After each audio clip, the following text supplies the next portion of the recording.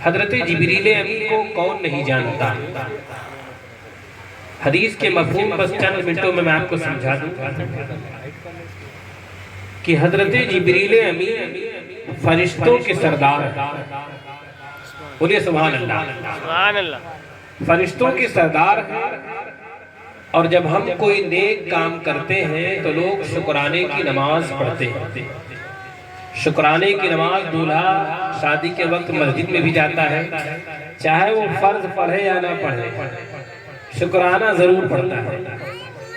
تو جب اللہ تعالیٰ نے حضرت جبریل کو فرشتوں کا سردار بنایا تو جبریل امین نے بھی شکرانے کی نماز پڑھی۔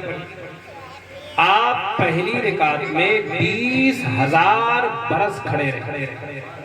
کتنے سال؟ 20,000 برس۔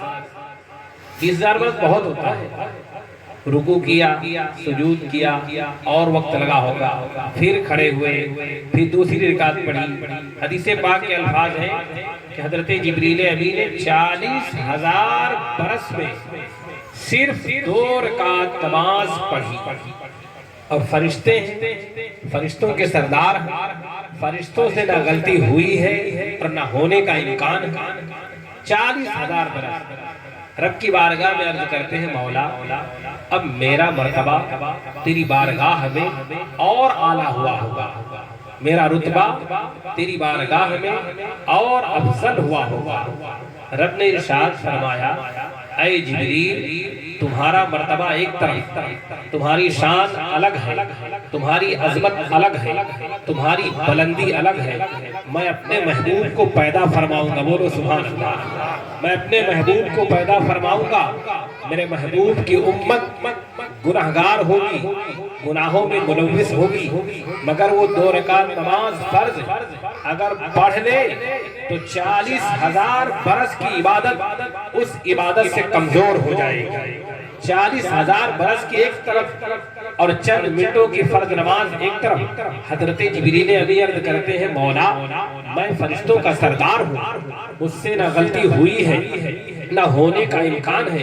ایک طرف میں فرشتوں کا سردار، میں نے 40,000 برس میں صرف 2 رکعت نماز شکرانہ پڑھا، اور تیرے محبوب کی امت گناہگار ہوگی، گناہوں میں ملوث ہوگی، اور وہ 2 رکعت نماز فرض پڑھ لے تو اس کا مقام بلند ہوگا۔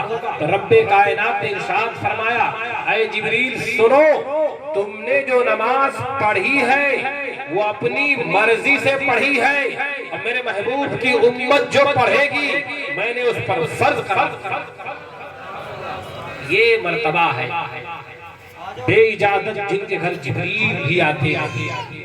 قدر والے جانتے ہیں قدر شان اہل بیت، قدر والے جانتے ہیں قدر شان اہل بیت۔ فاطمہ کی شان تو بڑی اعلیٰ ہے، جن کے گھر ملک الموت بھی بغیر پوچھے نہیں آتی۔ کیوں حضرت؟ کسی نے کیا خوب کہا ہے کہ کس واسطے دروازے زہرا پہ کھڑے ہو، کس واسطے دروازے زہرا پہ کھڑے ہو، تم کو تو اجازت کی ضرورت نہیں ہوتی۔ بولا ملک الموت قدم کیسے بڑھاؤں، کوشش تو بہت کرتا ہوں ہمت نہیں۔